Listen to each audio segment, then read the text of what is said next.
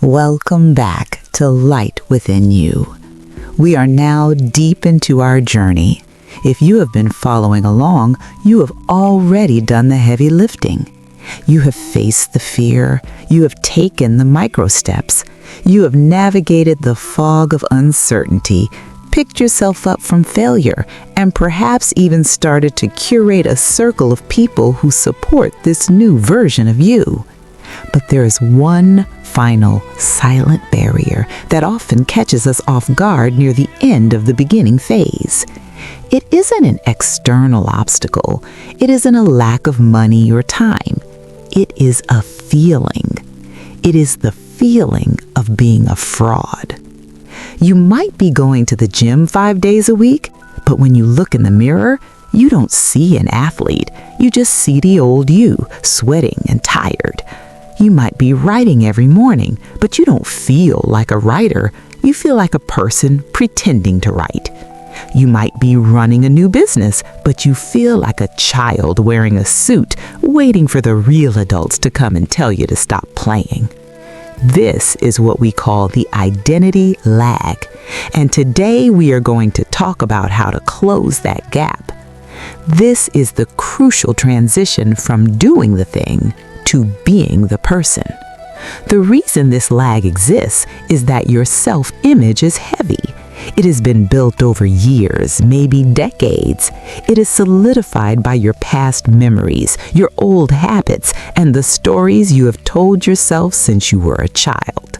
When you start something new, your actions change instantly, but your psychology takes time to catch up. Imagine a large ship turning in the ocean. The captain turns the wheel, the rudder moves immediately, but the ship continues moving in the old direction for a while before it slowly begins to arc toward the new course. You are currently in that arc. You have turned the wheel, but the momentum of your old life is still pushing you. So how do we speed up this shift? How do we stop feeling like an imposter in our own lives? The answer lies in a concept I love. Every action you take is a vote for the type of person you wish to become. We often think we need to feel confident before we act. We think we need to feel like a leader before we can lead. But psychology tells us the opposite is true. We don't think our way into right action. We act our way into right thinking. Every time you choose the salad over the junk food, you are casting a vote for the identity of a healthy person. Every time you publish a post despite being afraid, you are casting a vote for the identity of a creator. Every time you set a boundary, you are casting a vote for someone who respects themselves. At first, the pile of votes for your old identity is huge. It is a mountain. The pile of votes for your new identity is just a small handful of pebbles. That is why you feel like a fraud. The evidence of your past outweighs the evidence of your present.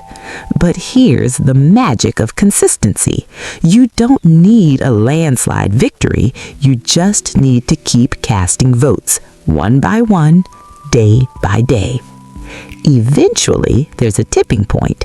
One day you will wake up and without even thinking about it, you will make the choice that aligns with your new life. You won't have to force it. You won't have to use willpower. You will just do it. Why? Because that is who you are now. This leads us to the most important tool for part 9, the celebration of the mundane. We are addicted to the highlight reel. We want the medal, the applause, the big launch day. But an identity is not built on the stage. It is built in the quiet, boring moments when no one is watching. If you want to solidify your new identity, you must fall in love with the boredom of consistency. You must find pride in the ritual.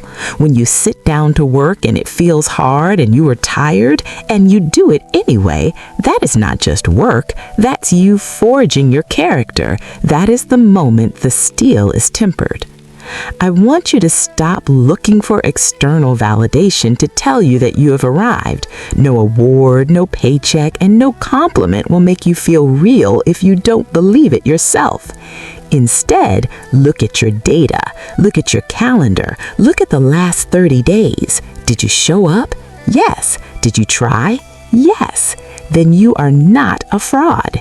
You are simply a beginner, and every master was once a beginner who refused to quit. As we bridge into our final episode, I want you to take a moment to acknowledge the person in the mirror. They are not the same person who started listening to this podcast in part 1. They are stronger, they are braver, they are becoming. But what happens next? When does the new beginning end? When do we get to the finish line? In our grand finale, we are going to zoom out to the widest possible perspective.